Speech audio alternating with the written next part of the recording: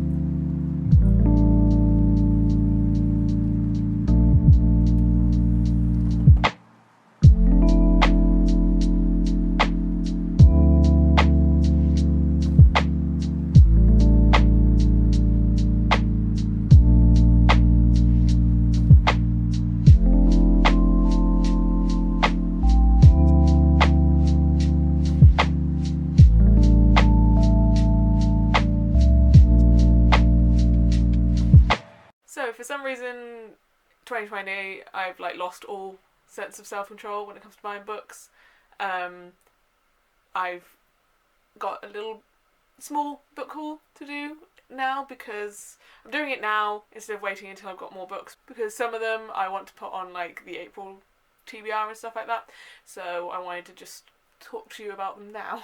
So basically I had a trip to Waterstones, which is sort of like the English version of Barnes & Noble, I think, and whilst I was actually incredibly restrained, because I could, seriously, the amount of books I could have picked up there, I did get a little stack of them, so I'm going to talk about them now. There are also 2 here that I picked up from the charity shop, but I'll let you know when I get to this. The first book I picked up was Aristotle and Dante Discover the Secrets of the Universe by Benjamin O'Leary Sands. Oh my god, that's probably the worst I've ever done on a name. This is a young adult romance, sort of a 2 very different types of people meet each other and start to hang out and then find out that they've got more in common than they think, and then I believe it develops into a romance. I think this is probably one of the first just straight up romances that I've really picked up.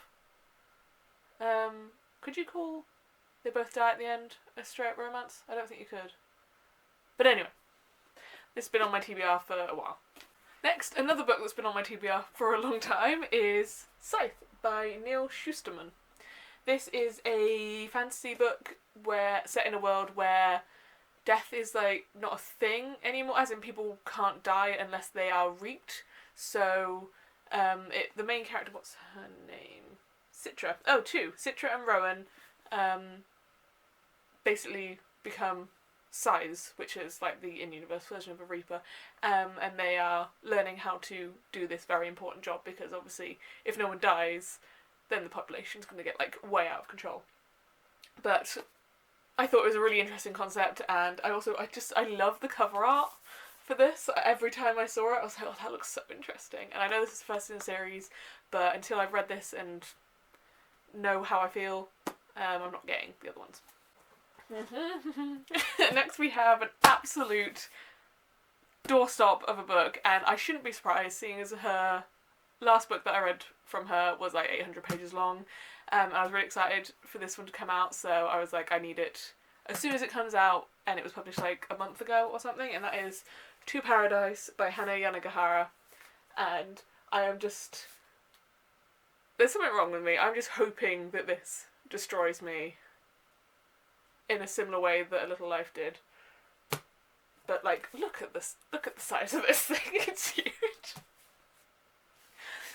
This is split between a couple of different time periods. It's set in an alternate universe where being gay was never like outlawed or frowned upon particularly. So it's sort of, I think, running with that idea and seeing how an alternate universe would have developed and the relationships that happen between that, and yet there's still like the AIDS epidemic in the 80s and stuff like that, and we go into the future to 2093 as well. But yeah, so it's like a slightly different United States where different things have happened. Oh, the Kingdom of Hawaii. It looks like America never, colonised it. Potentially, I'm not sure. Next book I picked up was Afterlove by Tanya Byrne? That was a really farmerish way of saying that, but I apologise. This, as you can probably tell from the cover, I believe is another young adult romance. And it's... yes, it's another one a little bit like Scythe that involves reapers. Basically, the main character, what is her name? Ash. Her first love is killed in a car crash, and whilst she's trying to deal with this, she gets approached by a group of girls who are reapers, and I think in a hope that she will then find her first love again in like the spirit world, she agrees to join them. So maybe not straight up romance, there's like a fantasy romance aspect in this, but I thought it was a really good concept, and once again, beautiful cover. I love the purples and the pinks, so pretty. This one is another one that's been on my list for a while, even though it wasn't published until fairly recently, probably end of last year, and that is Detransition Baby by Tori Peters. This is a lovely, like, sprayed edge cover. I really like this. This one follows the story of, what's her name? Reese. Who is a trans woman who is in a relationship with another trans woman who decides to detransition back to male. And then they kind of, I don't know if they break up or if he cheats on her.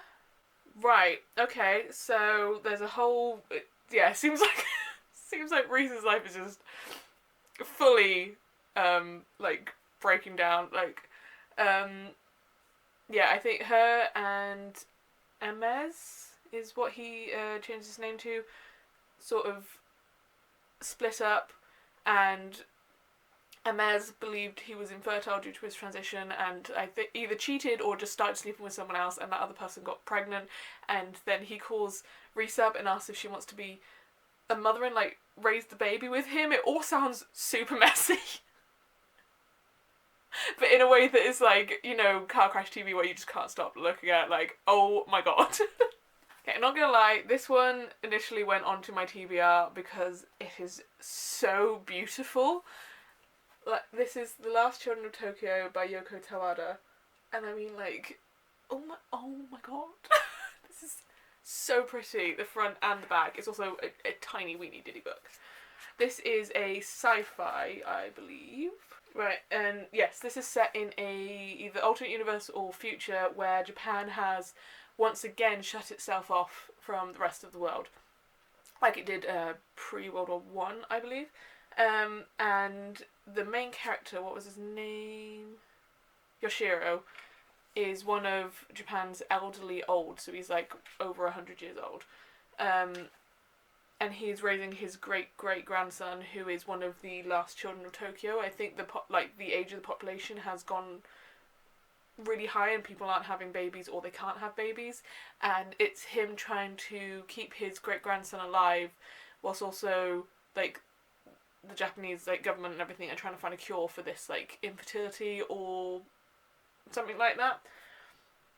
But it seems like a really heavy plot for something so thin, so I am really excited for this, and I keep staring at the cover because it is just so beautiful. I then bought The Once and Future Witches by Alex E. Harrow. I really liked The 10,000 Draws of January, which I read last year by Alex E. Harrow, so I was like, yes, I want to read more by him, and then I heard about this one, which is basically set in the the suffragette movement in America, and so it follows suffragettes. It follows the suffragettes in New Salem who are trying to fight for the vote, whilst also some of them are finding out that their, like, ancestors were witches and that they may have inherited some of their powers, but obviously that leads to, like, an extra level of persecution, an extra level of, oh, we've got to hide this because of what happened to our great-great-grandmothers. I've heard really good things about this from other people that have read it, so I am, as I always say, I am excited.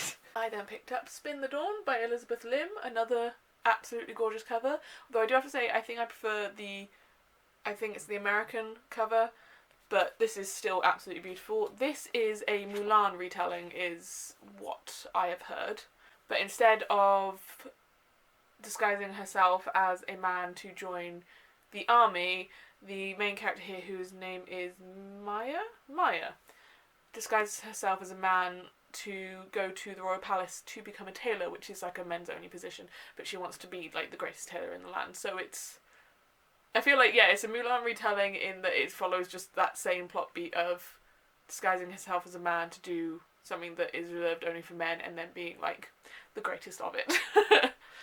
I then picked up this copy of Stephen King's Misery.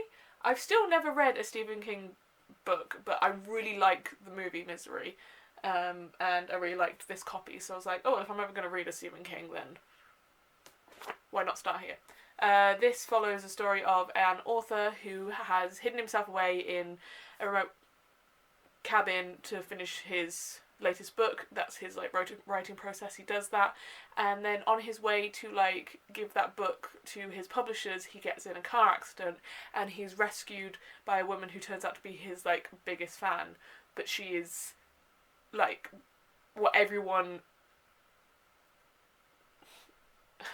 she is what everyone fears a like hyper obsessive fan would be.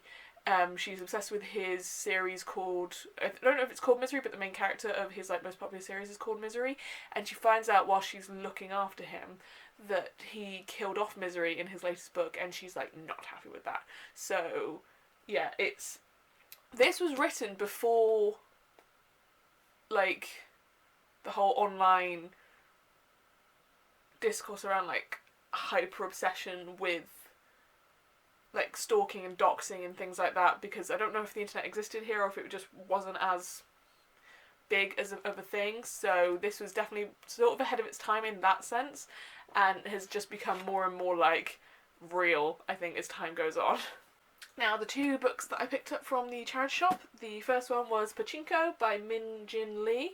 This one is another one where it's just like, oh, the English cover is just, I don't like it. But it was £1.50, so I was like, I'm going to pick it up, because if I really enjoy it, I can then go and try and find the nice cover. This seems like it is a almost like character study of life in, I don't think it's Imperial Japan. Oh no, it's in Korea. Never mind, it's Korea 1911. A young 15-year-old girl marries a much older man, or is married to a much older man, because I imagine she didn't have much choice in that. She gives birth to a little girl called Sunja, and then Sunja falls I'm just going to read the blurb because it seems like a better... When Sunja falls pregnant by a married Yakuza, the family face ruin, but then a Christian minister offers a chance of salvation, a new life in Japan as his wife. That's why I thought Japan, because I read that one. Following a man she barely knows to a hostile country where she has no friends and no home, Sunja's salvation is just the beginning of her story. So this sounds like it's going to be incredibly character driven and probably quite hard to read at times, but I still want to give it a go. And then I picked up this looks like a brand new copy of Lockdown Abbey by Beth Cowan Erskine. You can tell this one was written during the pandemic, but this is sort of it's like a murder mystery parody of Downton Abbey, where where a noble family get locked in to their big house because of the pandemic, I believe. And then somebody dies, and then there is a mixture of upstairs and downstairs and all that stuff. And it's just, as a concept, was a really interesting idea. So I was like, I want to see if they stick the landing on this. So that was all the books that I picked up recently. I am going to try and slow down on buying so many books, because I counted all the books that I own and then did a calculation of how many of them I've read and how many of them I haven't, and I've read less than 25%, I think, of the books that I own. So I need to stop buying new ones, and I just need to read the ones I have. But I mean, who am I kidding? That's not gonna happen. So